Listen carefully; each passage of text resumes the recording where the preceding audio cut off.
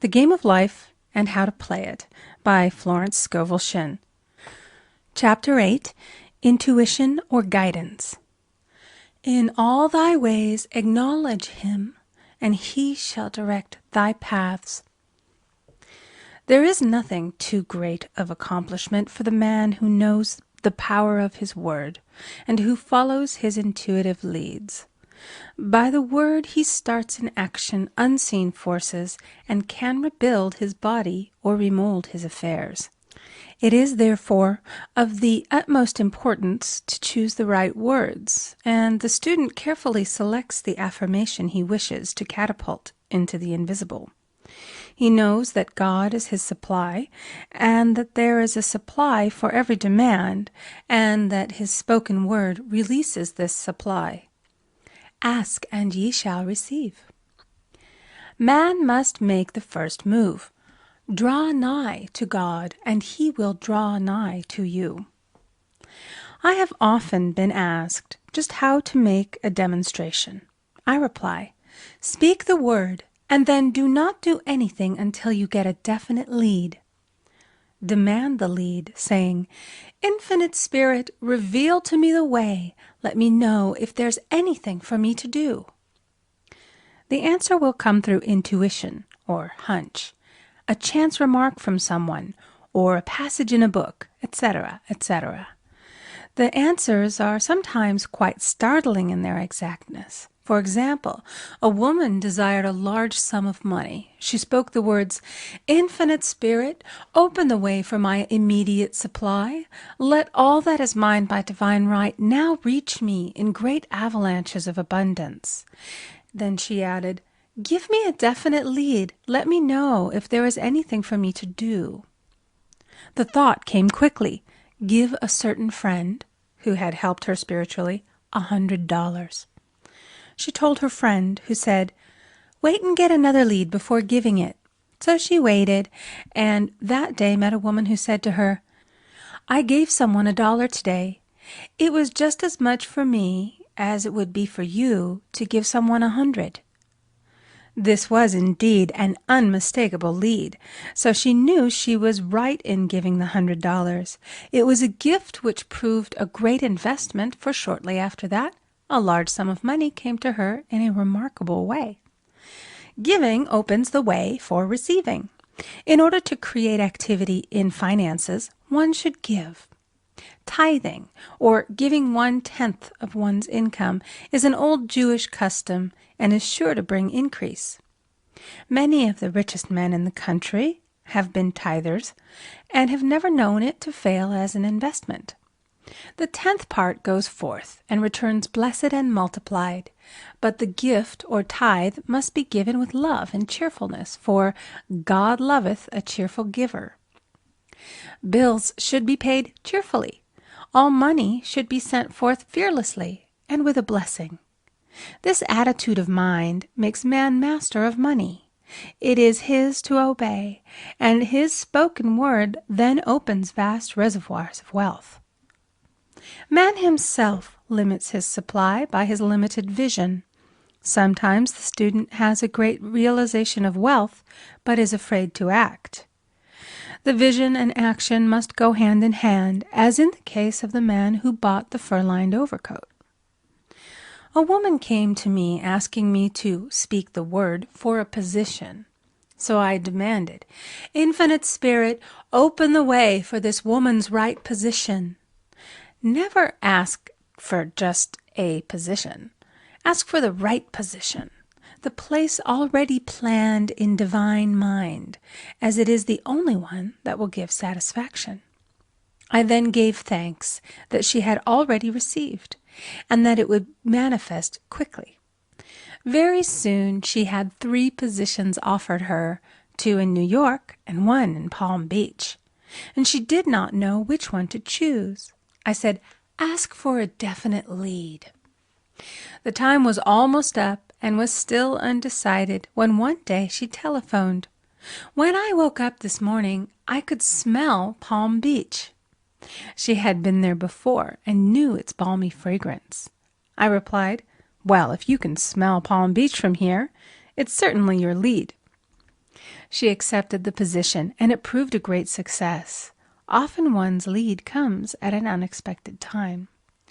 One day I was walking down the street when suddenly I felt a strong urge to go to a certain bakery a block or two away. The reasoning mind resisted, arguing, "There's nothing there that you want." However, I had learned not to reason, so I went to the bakery, looked at everything, and there was certainly nothing there that I wanted. But coming out, I encountered a woman I had thought of often, and who was in great need of the help which I could give her. So often, one goes for one thing and finds another. Intuition is a spiritual faculty and does not explain, but simply points the way. A person often receives a lead during a treatment. The idea that comes may seem quite irrelevant, but some of God's leadings are mysterious. In the class one day, I was treating that each individual would receive a definite lead. A woman came to me afterwards and said, "While you were treating, I got the hunch to take my furniture out of storage and get an apartment." The woman had come to be treated for health. I told her I knew in getting a home of her own, her health would improve. And I added, "I believe your trouble, which is a congestion, has come from having things stored away. Congestion of things causes congestion in the body. You have violated the law of use, and your body is paying the penalty." So I gave thanks that divine order was established in her mind, body, and affairs. People little dream of how their affairs react on the body. There is a mental correspondence for every disease. A person might receive instantaneous healing through the realization of his body being a perfect idea in divine mind, and therefore whole and perfect, but if he continues his destructive thinking, hoarding, hating, fearing, condemning, the disease will return. Jesus Christ knew that all sickness came from sin, but admonished the leper after the healing to go and sin no more, lest a worse thing come upon him. So man's soul, or subconscious mind, must be washed whiter than snow for permanent healing. And the metaphysician is always delving deep for the correspondence. Jesus Christ said, "Condemn not, lest ye also be condemned. Judge not, lest ye be judged." Many people have attracted disease and unhappiness through the condemnation of others. What man condemns in others, he attracts to himself. For example, a friend came to me in anger and distress because her husband had deserted her for another woman. She condemned the other woman and said continually, "She knew he was a married man. She had no right to accept his attentions." I replied, "Stop condemning the woman. Bless her and be through with the situation. Otherwise you are attracting the same thing to yourself." She was deaf to my words, and a year or two later became deeply interested in a married man herself. Man picks up a live wire whenever he criticizes or condemns, and may expect a shock. Indecision is a stumbling block in many a pathway. In order to overcome it, make the statement repeatedly, "I am always under direct inspiration. I make right decisions quickly." These words impress the subconscious, and soon one finds himself awake and alert, making his right moves without hesitation. I have found it destructive to look to the psychic plane for guidance, as it is the plane of many minds and not the one mind.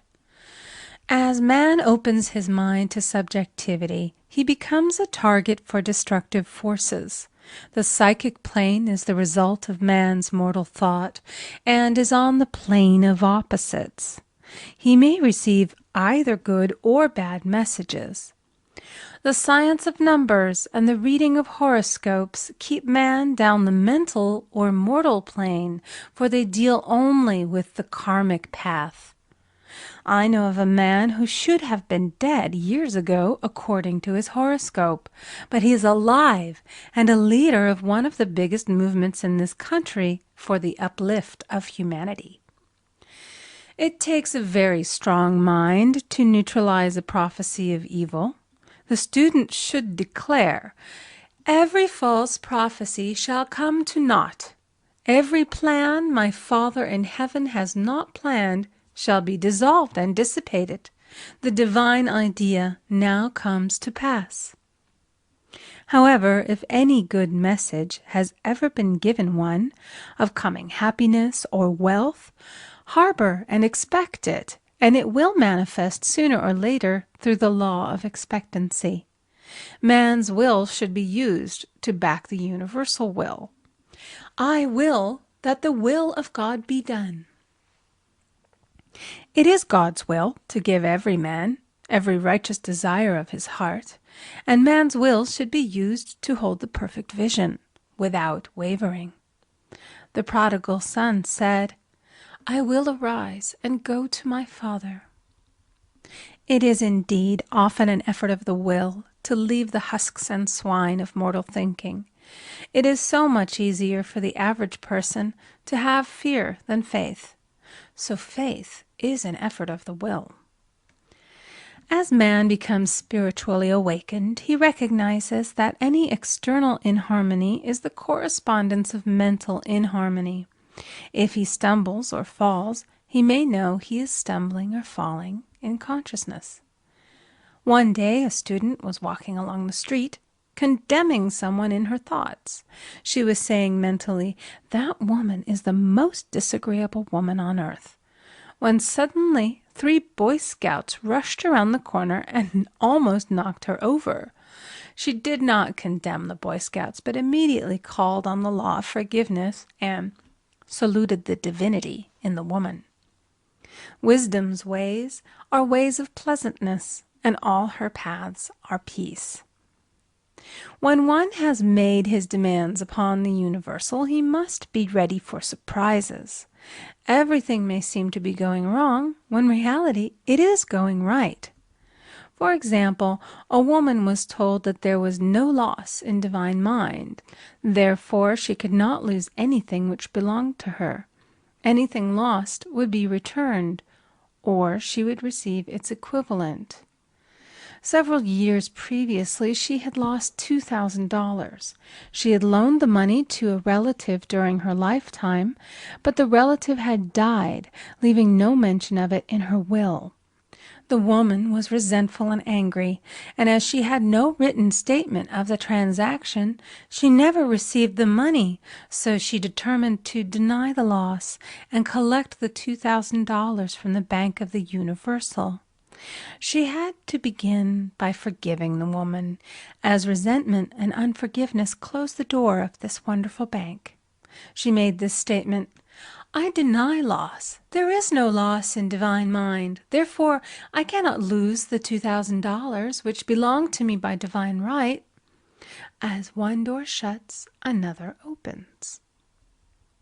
She was living in an apartment house which was for sale, and in the lease was a clause stating that if the house was sold, the tenants would be required to move out within 90 days. Suddenly, the landlord broke the leases and raised the rent. Again, injustice was on her pathway, but this time she was undisturbed. She blessed the landlord and said, "As the rent has been raised, it means that I'll be that much richer, for God is my supply." The new leases were made out for the advanced rent, but by some divine mistake, the 90-day clause had been forgotten. Soon after, the landlord had an opportunity to sell the house. On account of the mistake in the new leases, the tenants held possession for another year. The agent offered each tenant $200 if he would vacate. Several families moved. 3 remained, including the woman. A month or 2 passed, and the agent again appeared. This time he said to the woman, "Will you break your lease for the sum of $1,500? It flashed upon her, "Here comes the $2,000. She remembered having said to friends in the house, We will all act together if anything more is said about leaving. So her lead was to consult her friends. These friends said, "Well, if they have offered you 1,500, they will certainly give 2,000. So she received a check for $2,000 for giving up the apartment. It was certainly a remarkable working of the law, and the apparent injustice was merely an opening for the way for her demonstration. It proved that there is no loss, and when man takes his spiritual stand, he collects all that is his from this great reservoir of good. I will restore to you the years the locusts have eaten. The locusts are the doubts, fears, resentments, and regrets of mortal thinking. These adverse thoughts alone rob man, for no man gives to himself but himself, and no man takes away from himself but himself.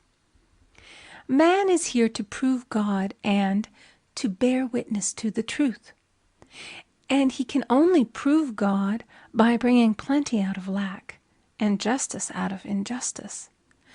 Prove me now herewith, saith the Lord of hosts, if I will not open you the windows of heaven and pour out a blessing, that there shall be not room enough to receive it. End of chapter 8. Recording by Amy Conger.